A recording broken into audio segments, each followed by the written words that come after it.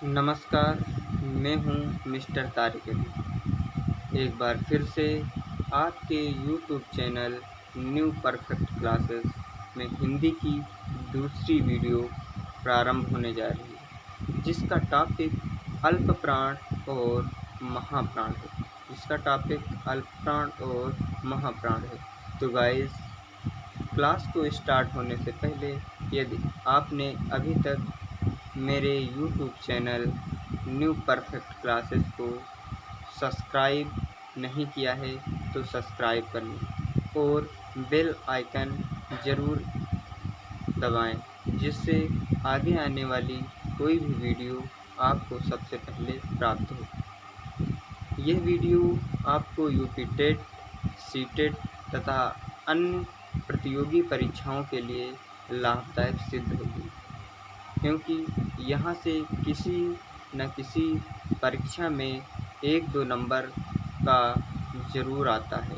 तो guys, start करते हैं।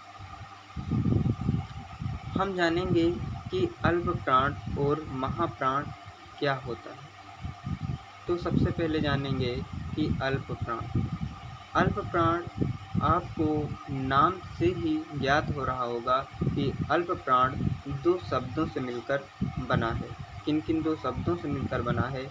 अल्प और प्राण, जिसमें अल्प का अर्थ होता है कम या थोड़ा तथा प्राण का अर्थ होता है वायु। तो अल्पप्राण की परिभाषा: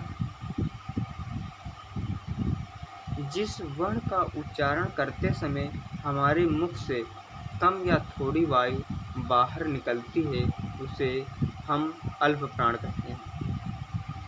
जब हम किसी वर्ण का उच्चारण करते हैं या हम बोलते हैं तो हमारे मुख से यदि कम मात्रा में वायु बाहर निकल रही है तो वह अल्पप्राण होता है।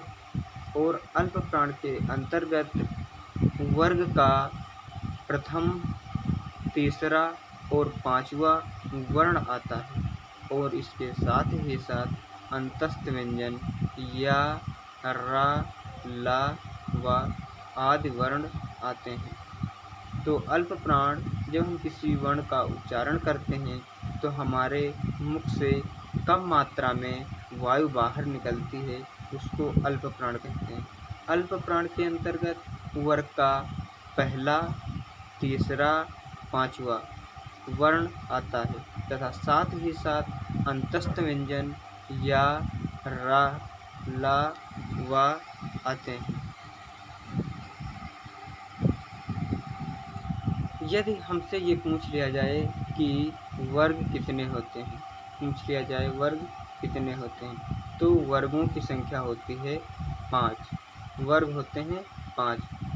ये का वर्ग होता है, चा वर्ग, टा वर्ग, ता वर्ग और पा वर्ग। ये 5 जो है हमारे वर्ग होते हैं। तो अल्पप्राण के अंतर्गत ये पहला, तीसरा और पांचवा वर्ग के वर्ण आते हैं।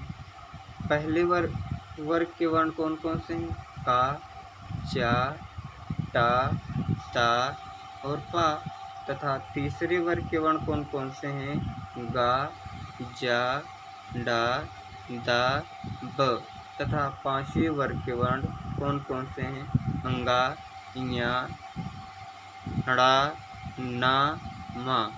तथा इसके साथ ही अंतस्थ व्यंजन ये वाले हैं: या, रा, ला, वा। ये हमारे 4 अंतस्थ व्यंजन हैं।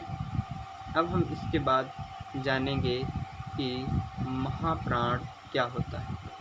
जैसे अल्पप्राण 2 शब्दों से मिलकर बना था, अल्प और प्राण, उसी प्रकार महाप्राण 2 शब्दों से मिलकर बना है।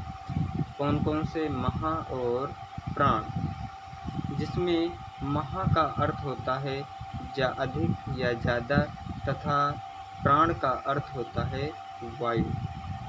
तो महाप्राण की परिभाषा क्या हुई? जिस वर्ण का उच्चारण करते समय हमारे मुख से अधिक या ज़्यादा वायु बाहर निकलती है, उसे हम क्या कहते हैं? महाप्राण कहते हैं।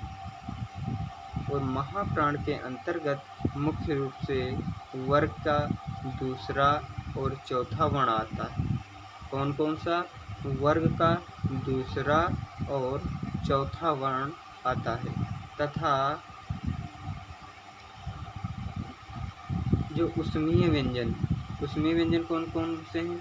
स, स, हा, ये 4 उसमीय व्यंजन भी महाप्राण के अंतर्गत आते हैं। तो ये है महाप्राण का चार्ट। ये कौन सा है? ये है महाप्राण का चार्ट। ये है महाप्राण का चार्ट है। तो इसमें दूसरा वर्ग के दूसरे सभी वर्ण तथा वर्ग के चौथे सभी वर्ण आते हैं। दूसरे में कौन कौन से हैं? खा है, छा है, ठा है, था है, फा है। चौथे में गा है, झा है, ढा है, धा है और भा। ये हमारे 10 ये वर्ण हुए तथा उसमीय व्यंजन 4 हैं। सा, सा, हा। तो ये हुए कितने? 4। तो कुल मिलाकर हमारे वर्ण कितने हुए? 14। महाप्राण के अंतर्गत 14 वर्ण हुए। तो इसी प्रकार यदि हमें से पूछा जाता है कि महाप्राण के अंतर्गत कौन कौन से वर्ण आते हैं, तो हम ये बताएंगे दूसरे वर्ग के और चौथे वर्ग के, और साथ ही उसमें व्यंजन 4 जो हैं इनको बताएंगे। तो गाइस, ये इतनी वीडियो थी।